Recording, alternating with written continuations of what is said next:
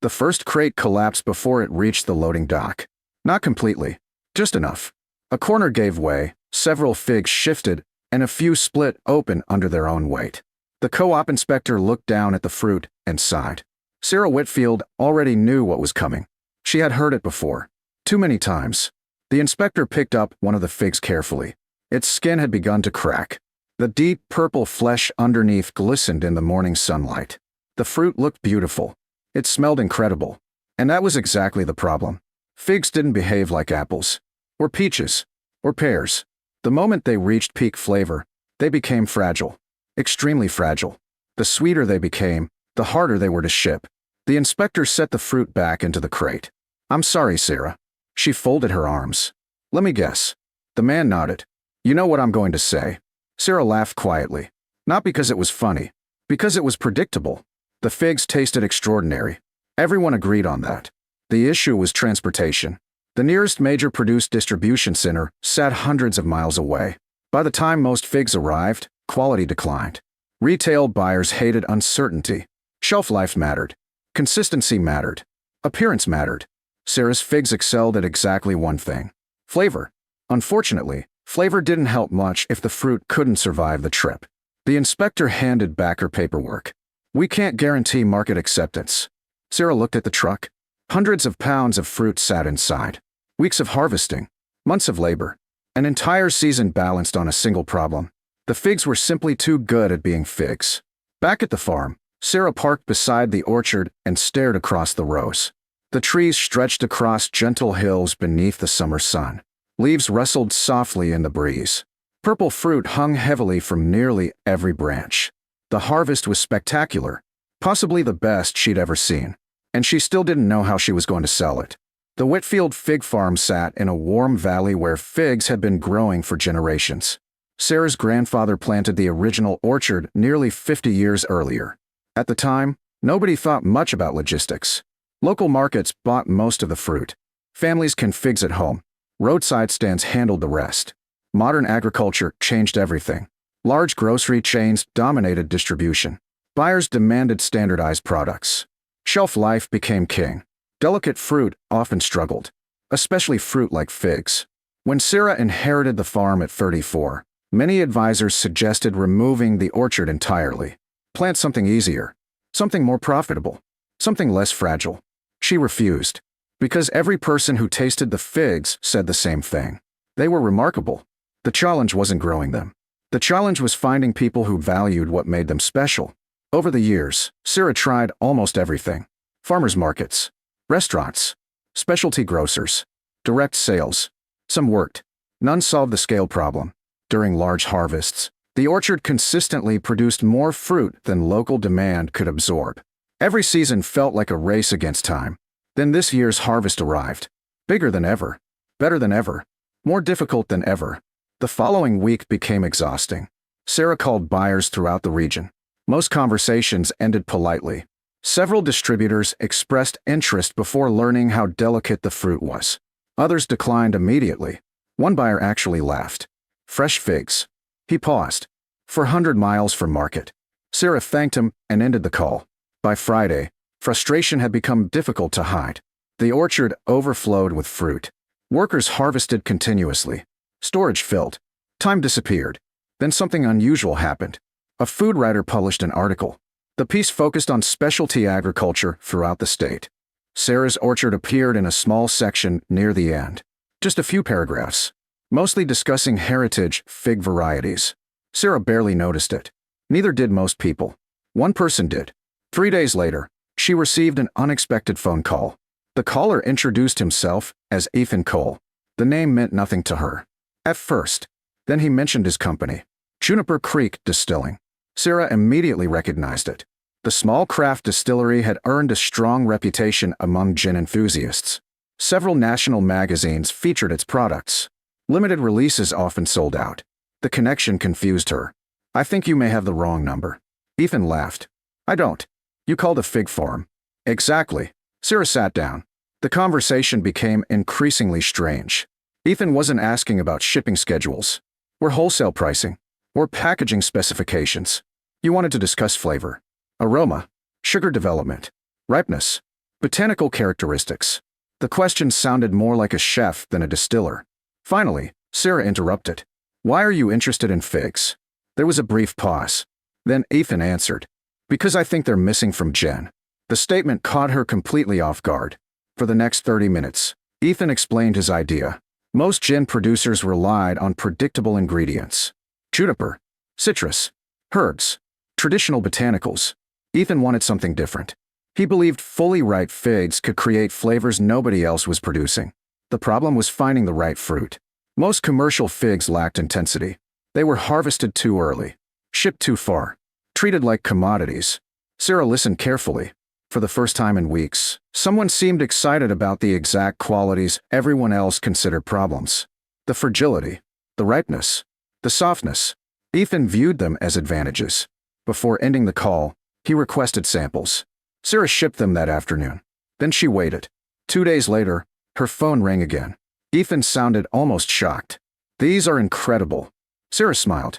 That's encouraging. No. He paused. You don't understand. The excitement in his voice was unmistakable. I've been looking for this flavor for years. The conversations became frequent. Then daily, Ethan asked questions about harvest timing, tree varieties, growing conditions. He wanted details. Every detail. Finally, late one evening, he asked a simple question. How much fruit do you have left? Sarah looked toward the orchard through the kitchen window. Rows of trees disappeared into the darkness. Thousands of pounds remained unharvested. A lot. Ethan laughed. Good. She frowned. Why? Another brief silence. Then the distiller said something that instantly changed everything. Because I just booked a truck. Sarah blinked. A truck? Actually, two. For what? Ethan's answer came immediately. I'm driving 400 miles tomorrow. For the first time all season, Sarah felt genuine hope. Because the tone in Ethan's voice sounded exactly like someone who wasn't coming to buy a few crates. It sounded like someone who had already made up his mind. Sarah expected Ethan Cool to arrive eventually. She did not expect him to arrive at sunrise. Yet when she stepped onto her porch the following morning, 2 refrigerated trucks were already pulling into the farmyard. A dark pickup followed behind them. The driver's door opened. Ethan climbed out. The distiller looked exactly like someone who had spent the last several hours driving through the night. Tired, dusty, and unusually excited. Instead of heading toward the farmhouse, he walked directly toward the orchard. Sarah followed. For nearly an hour, Ethan wandered among the trees, sampling fruit, examining branches, asking questions, occasionally stopping to write notes. His enthusiasm seemed genuine, almost contagious. Finally, he picked a fig directly from a branch. The fruit split slightly in his hand. Purple flesh glistened beneath the skin. Ethan smiled. This is exactly why nobody can ship them. Sarah laughed. You're the first buyer who's ever sounded happy about that. Because they're judging the wrong thing. He took a bite, then pointed toward the orchard. They're measuring shelf life. Another bite.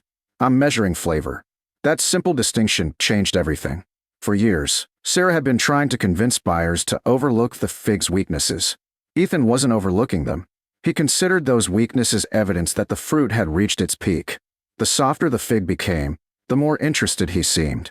The sweeter it became, the more valuable it looked. By mid-morning, the discussion shifted from possibility to logistics. Harvest schedules, transportation, storage, processing, volumes. The numbers grew larger with every conversation. Finally, Sarah asked the question, how much are you planning to buy? Ethan looked around the orchard, then smiled. All of it.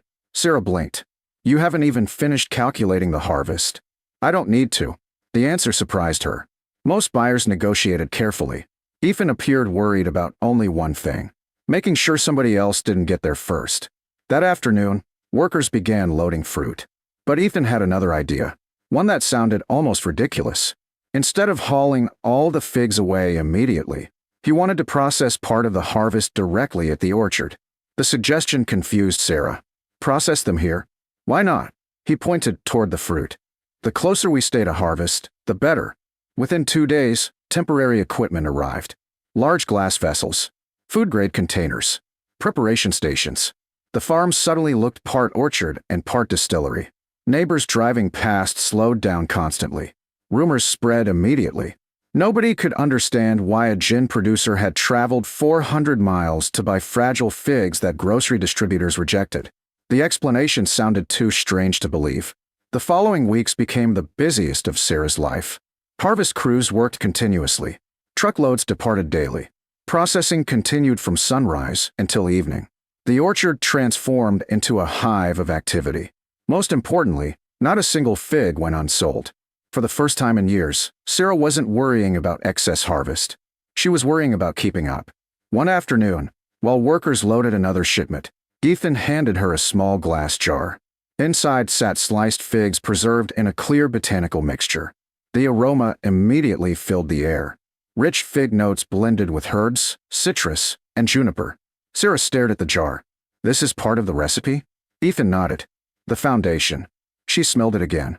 The scent captured the orchard perfectly. Not the appearance. Not the shape. The flavor. The thing everyone else ignored. Months passed. Summer faded into autumn. Then winter arrived. The orchard entered dormancy. Meanwhile, Ethan's project continued. Occasional updates arrived by phone. Then photographs. Then samples. Every report sounded promising. Still, neither of them expected what happened next. The gin launched in early spring. The first release was intentionally small, limited, exclusive, designed to test demand. The entire batch sold out within days. Then retailers requested more. Restaurants requested more. Distributors requested more. The response surprised everyone, especially Ethan. Food writers praised the unusual flavor profile. Reviewers highlighted the ripe fig character. Industry publications featured the story. A rejected fruit crop transformed into a premium spirit. The narrative practically wrote itself. Then came the awards. A regional spirits competition awarded the gin a gold medal. Several months later, a national competition followed. Demand exploded. Customers started searching for the release specifically. Some stores developed waiting lists. Others sold out immediately. Suddenly, people wanted to know where the figs came from. Ethan made sure they knew. Every bottle carried the same information. Whitfield Fig Farm, not hidden in fine print. Prominently displayed. The first time Sarah saw the finished label, she stared at it for several minutes. Her grandfather's orchard, her family's name, printed on bottles being sold hundreds of miles away. The moment felt surreal. For years, buyers treated the orchard like a problem. Now it had become part of a premium product's identity. The following harvest season looked completely different. Instead of searching desperately for buyers, Sarah received phone calls. Specialty food producers, chefs, distillers, artisan manufacturers. Everyone wanted samples. Everyone wanted information. Everyone wanted flavor. The very characteristic that once prevented sales. One afternoon, Sarah visited a specialty liquor store while traveling. Near the front display stood several bottles of Ethan's Fig Gin. A customer picked one up, read the label, then turned to a friend. Apparently, the figs were considered impossible to ship. The friend laughed. Good thing nobody told the distiller. Sarah smiled quietly and continued walking. Sometimes that was enough. Several years later, the orchard remained largely unchanged. The same mature trees, the same delicate fruit, the same short harvest window. What changed was how people viewed those characteristics.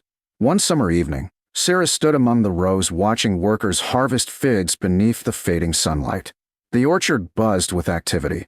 Not because the fruit became easier to ship. It hadn't. Not because the figs became less fragile. They hadn't. The fruit remained exactly what it always was. The difference was that someone finally valued the qualities everyone else dismissed. The co-op said her figs were too delicate for market. They weren't wrong. The figs were delicate. Extremely delicate. What they missed was that delicacy wasn't necessarily a flaw. Sometimes it was evidence of something special.